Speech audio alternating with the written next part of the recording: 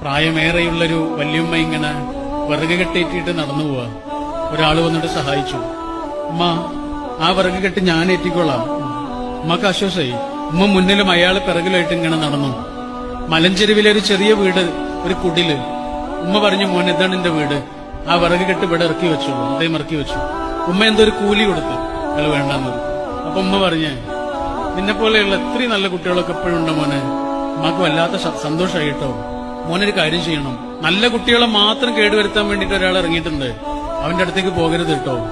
അതാരോ ഉമ്മ? മുഹമ്മദ്, ഖുറൈശിയാണ്. ആണോ? ഉമ്മ കണ്ടിട്ടുണ്ടോ മുഹമ്മദിനെ? ഇല്ല മോനെ, ഞാൻ കണ്ടിട്ടില്ല, എനിക്കവനെ കാണുകയും വേണ്ട.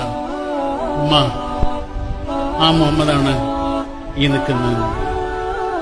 ഒരു ആദർശത്തെ എത്ര മനോഹരമായാണ് ജീവിതം കൊണ്ട് പരിഭാഷപ്പെടുത്തിയതെന്ന് ആലോചിച്ചു.